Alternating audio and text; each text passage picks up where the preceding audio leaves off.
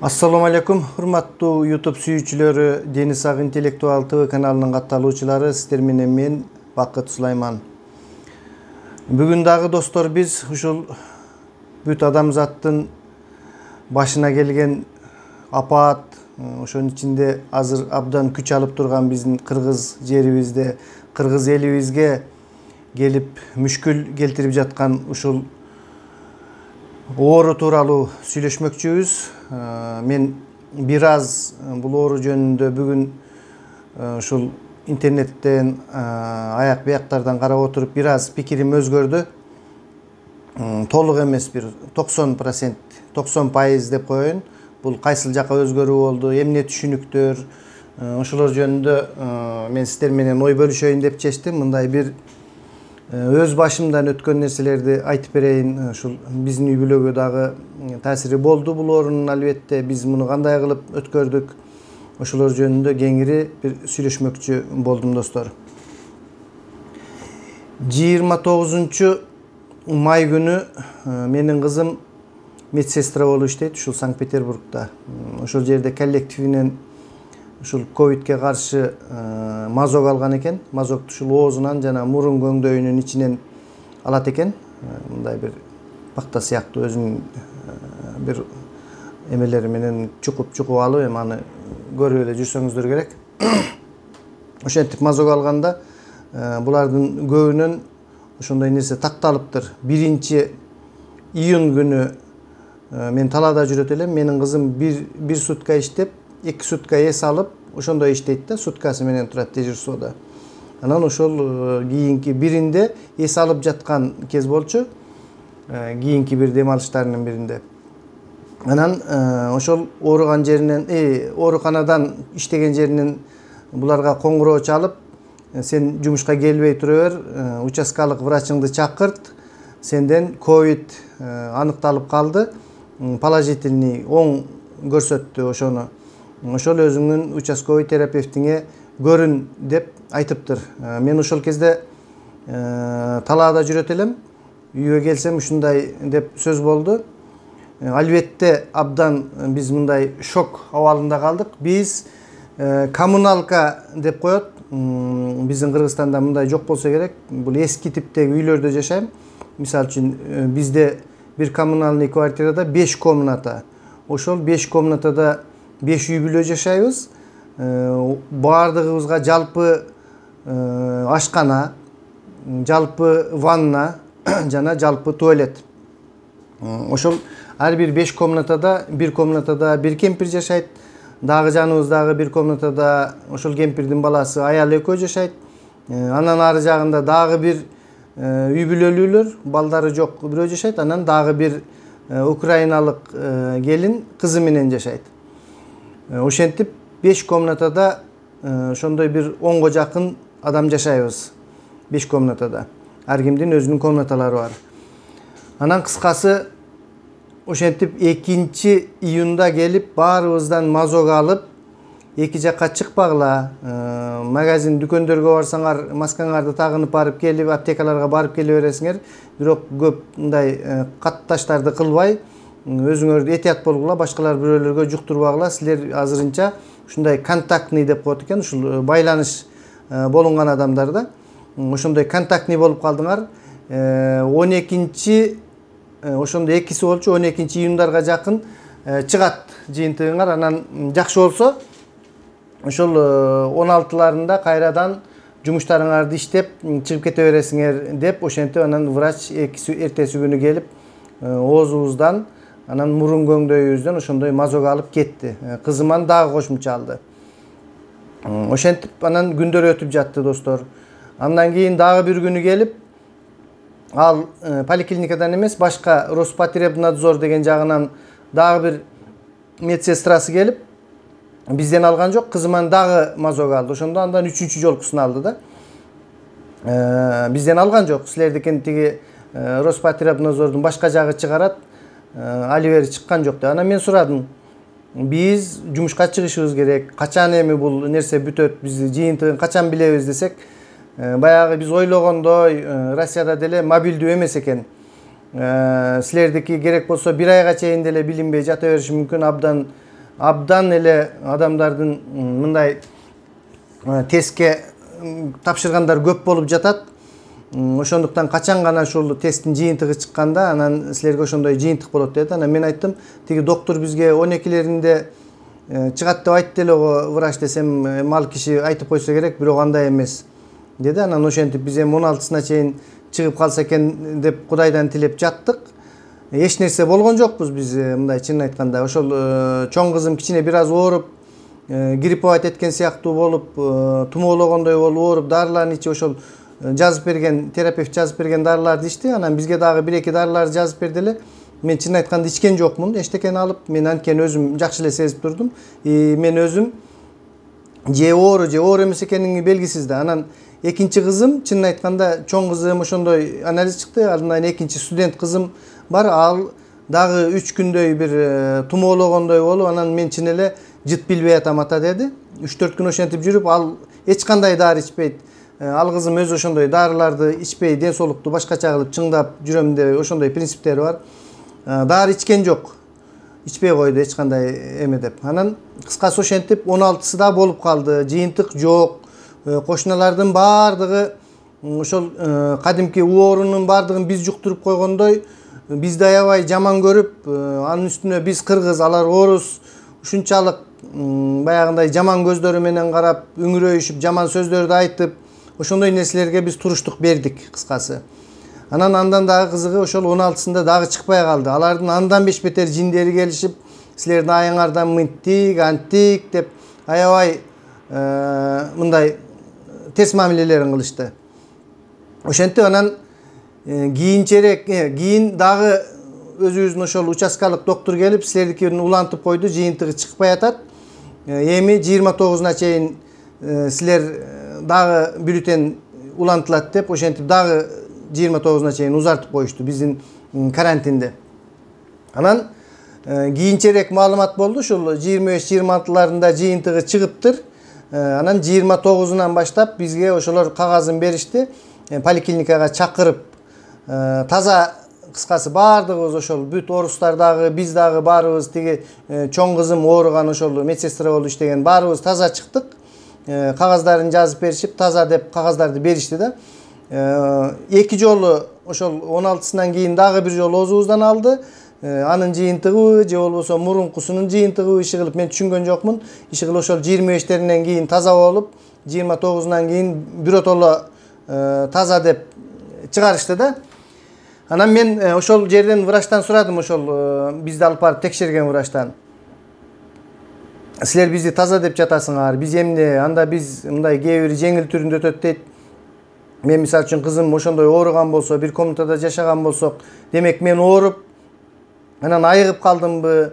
Мындай да баягы кээ бирөөлөр симптому жок эле жүрөт дейт го. Мен балким ошондой болуп айыктымбы? Бул азыр таза чыкты деген диагноз эмне десем, бул таза чыкты деген диагноз ушул оорунун вирусу гана сизде жок денеңизде деген сөз. Ал эми сиз бул оорудан айыгып чыкты, ооруп айыктыңызбы, ооруган жоксузбу?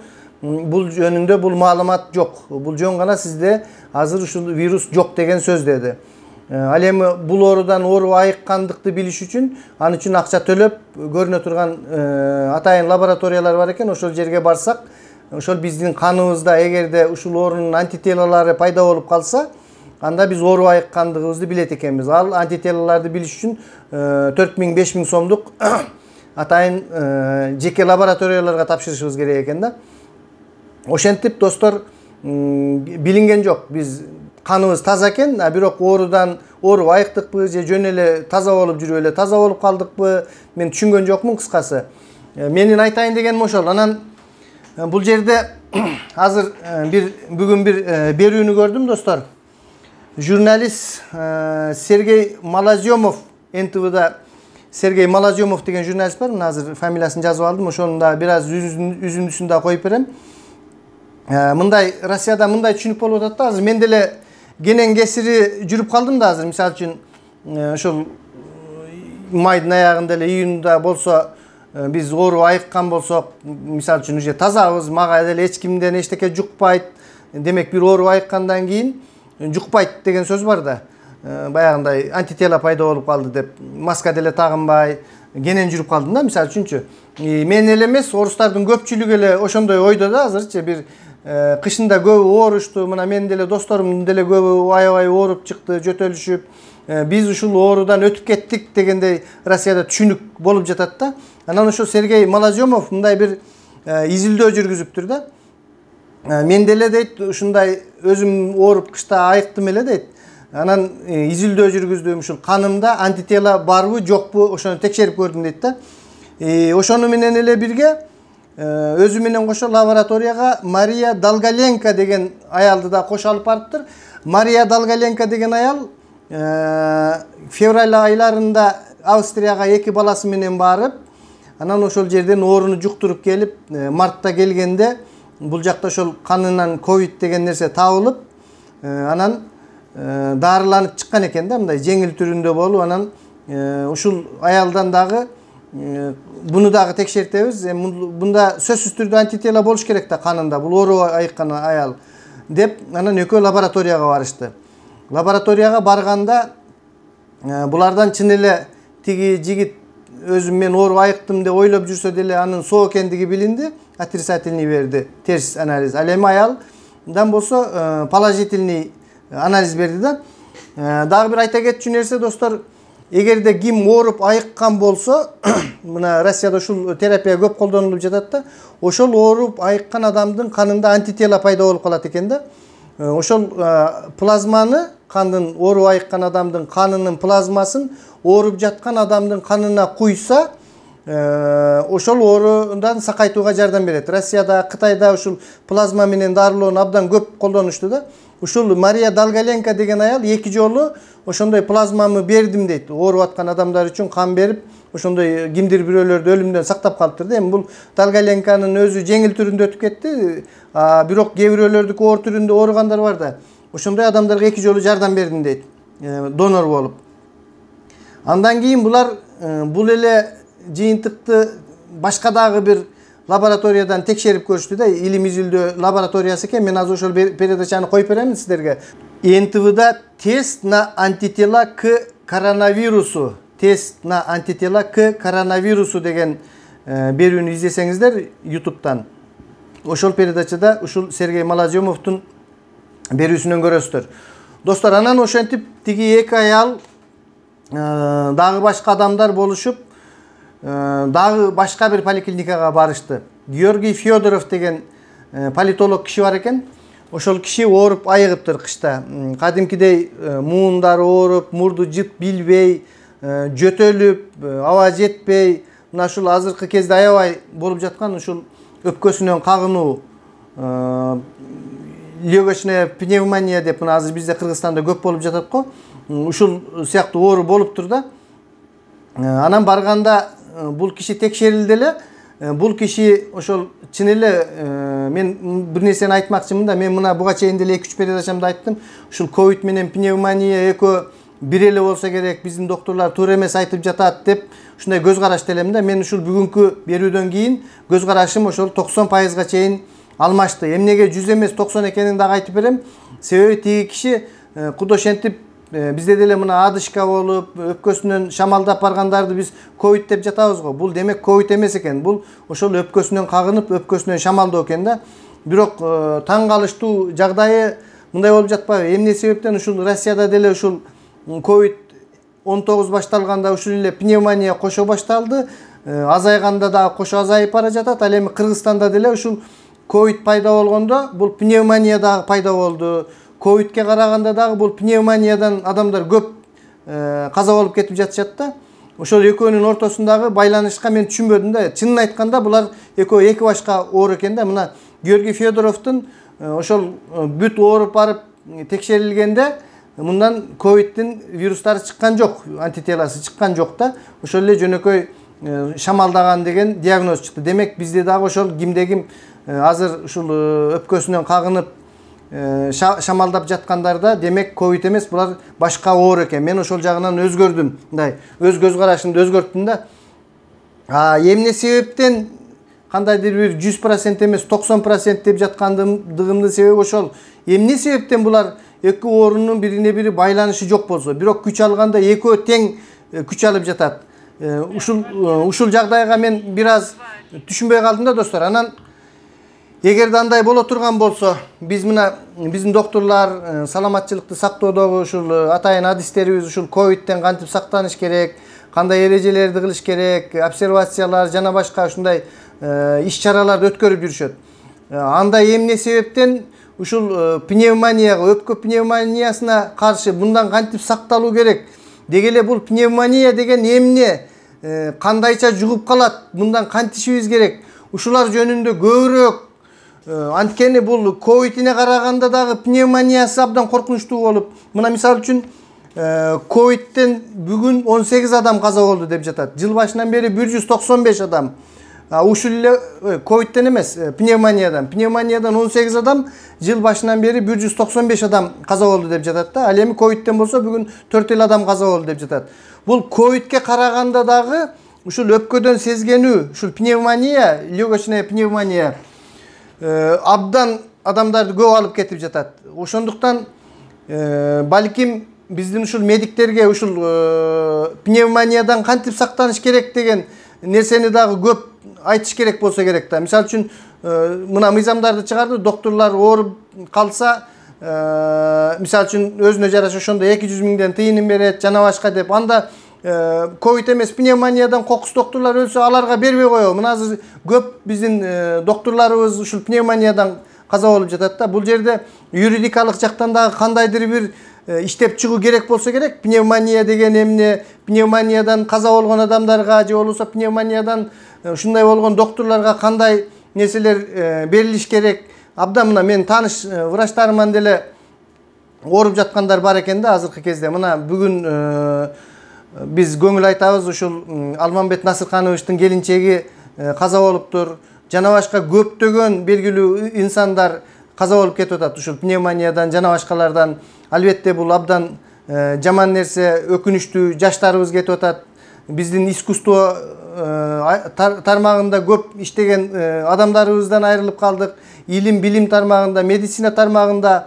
Ошондуктан достор, ушул пневмония жөнүндө дагы маалыматтарды алып, биз этият кылышыбыз керек да. Демек, мындай ковид жок, эми өтүп кетет, жукпай калат деген нерсе болбойт экен да. Ковид болсо ковидинен деле сактаныш керек, пневмониясы болсо пневмониясынан иш кылып эмне кылганда дагы биздин Кыргызстанда азыр абдан абал оор экендиги мына достор көрүнүп турат. Бир жагынан пневмония кошо келиптир, бир жагынан ковид келиптир. Эми Кудайым өзү эле сактасын.